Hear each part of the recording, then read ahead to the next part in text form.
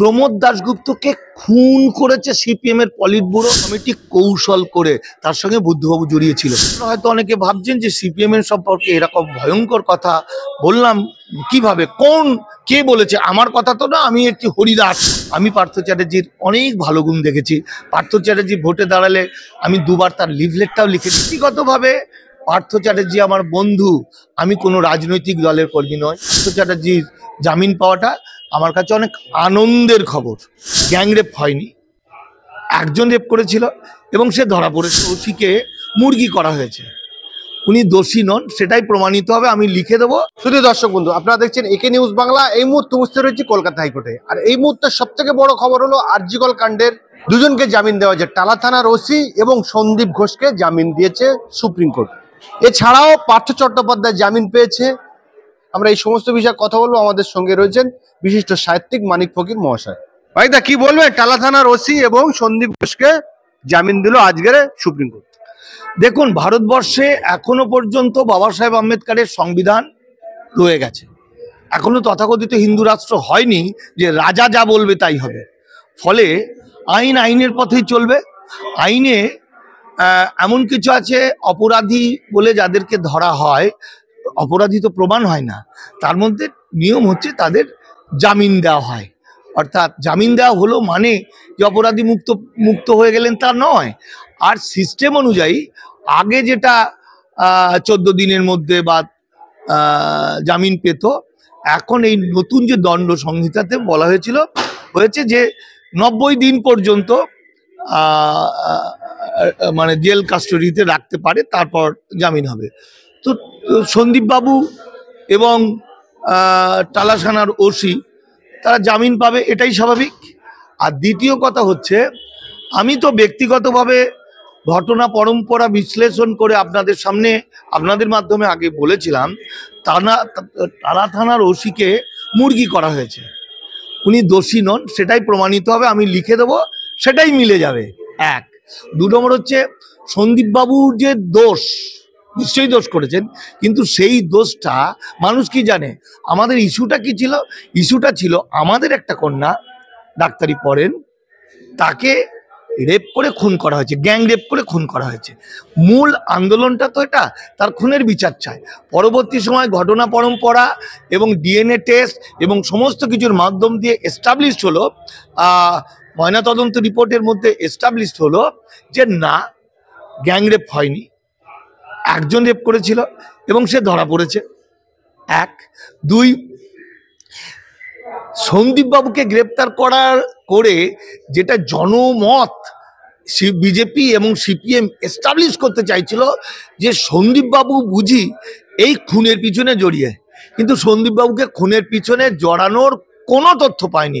অর্থাৎ যা কিছু আমরা শুনেছিলাম, ওই যে 150 গ্রাম বীর্য পাওয়া গেছে, হ্যাঁ, এই যে মেয়েটার কি যেন এখানকার হাড় ভেঙে দিয়েছে, এই যে জোর করে পুড়িয়ে দেওয়া হয়েছে, এই যে টোটাল বিষয়টা পরবর্তী সময় ধীরে ধীরে প্রচার হয়েছিল, এগুলো সবটাই মিথ্যা করে কৌশল করে। কিন্তু সত্যি কোনটা? আমরা কন্যাকে হারিয়েছি। আমাদের কন্যা চাকরি করা অবস্থায় রেপ হয়ে খুন হয়েছে। ফলে সন্দীপ বাবুকে যে কেসের জন্য গ্রেপ্তার করা হয়েছে সেই কেসটা অন্য দুর্নীতির কেস। তো দুর্নীতি তো আমাদের পলিটিক্যাল দলের নেতা বড় বড় অফিসারদের রক্তের সঙ্গে মেশা। দুর্নীতিতেই তো ভর্তি ভারতবর্ষ। যারা দুর্নীতি বলে চিৎকার করছে তাদের বেশিটাই তো দুর্নীতি।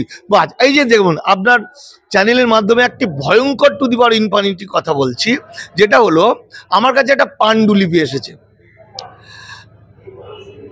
দীপক কুমার ঘোষের একটি বিখ্যাত বই ছিল, আপনারা জানেন, যে বইটা মমতা ব্যানার্জিকে নিয়ে অনেক কিছু ছিল। সেটা আমি হেল্প করেছিলাম বাক স্বাধীনতার জন্য দীপকদা। যদিও পরবর্তী সময় দীপকদা অনেক কিছু বলেছে, সেটা বাদ দিন, আমি তাকে রেসপেক্ট করি।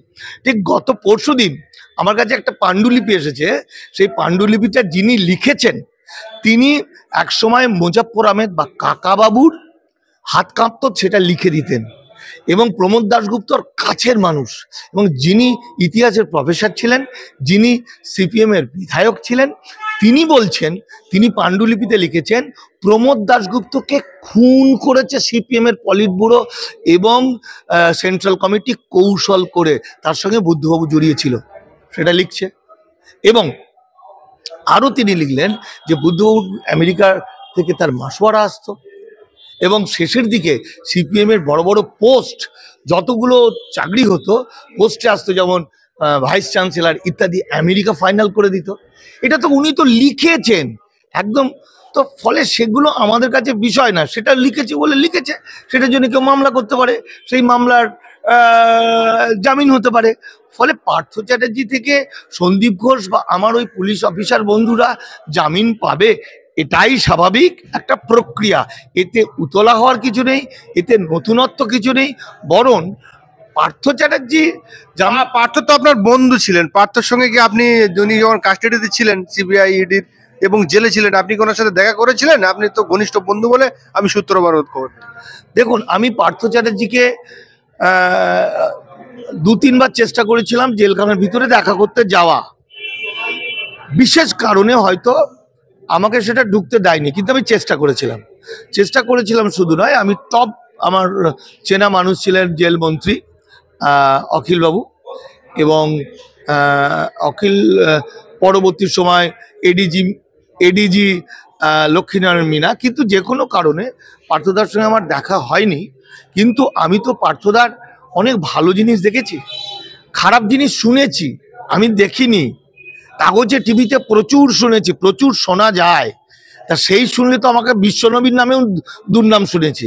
কিন্তু প্রকৃতপক্ষে কেসের রায় যেটা বেরবে সেটাতে বুঝতে পারবো। তার বাইরে একটা সম্পর্ক ব্যক্তিগত। আমি পার্থ চ্যাটার্জির অনেক ভালো গুণ দেখেছি। পার্থ চ্যাটার্জি ভোটে দাঁড়ালে আমি 2বার তার লিফলেটটাও লিখে দিয়েছি। আমি তার বাড়িতে তার সাধারণ জীবনযাপন, তার মায়ের সঙ্গে আমার আলাপ, আমি দোতলায় উঠে যেতাম যখন পার্থদা প্রচুর পাওয়ারফুল, তখনও তার বাড়ি গিয়ে সাধারণ মানুষের মতো চলাফেরা করা, খাওয়া দাওয়া আমি দেখেছি। এবং পার্থ চ্যাটার্জি চেনা জানা বন্ধু বান্ধবদের সঙ্গে বন্ধুর মতোই মিশতেন। ফলে আমি পার্থ চ্যাটার্জির জামিন পাওয়াটা আমার কাছে একটা চিন্তা মুক্তি বলা যেতে পারে। কারণ পার্থ যদি যত তাড়াতাড়ি ফিরবে আমি ওর বাড়ি থেকে দেখা করব। কারণ ব্যক্তিগতভাবে পার্থ চ্যাটার্জি আমার বন্ধু, আমি কোনো রাজনৈতিক দলের কর্মী নয়। ফলে আমার কাছে কে কোন লবি ফবি নেই, আমার কাছে আছে বন্ধুত্ব। আমি বন্ধুত্বকে অনেক বড় করে দেখি। সে জায়গা থেকে পার্থ চ্যাটার্জির জামিন পাওয়াটা আমার কাছে অনেক আনন্দের খবর। তো ওই যে পাণ্ডুলিপিটা, যে পাণ্ডুলিপিতে তো অনেকে অভিযোগ করতে পারেন, যিনি লিখেছেন তার দায়িত্ব। যেমন দীপকবাবু লিখেছিলেন, তো তার জন্য যদি জেল হয়, জরিমানা হয়, তার জন্য তো আইন মাফিক তার জামিনও হবে।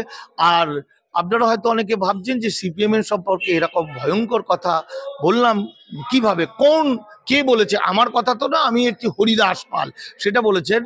একসময় সিপিএম এর বিখ্যাত মানুষ, রবীন্দ্র ভারতীর অধ্যাপক ছিলেন এবং এমএলএ ছিলেন, কমরেড সুমন্ত হীরা। এই কথা বলেছেন? হ্যাঁ, তিনি এটা বলেছেন না, তিনি লিখেছেন, সেই পাণ্ডুলিপিটা আমাকে দিয়েছেন। সম্ভবত খুব তাড়াতাড়ি সেই বইটা প্রকাশ হতে পারে। মানুষের বাক স্বাধীনতা আছে, সে তার কথা বলবে।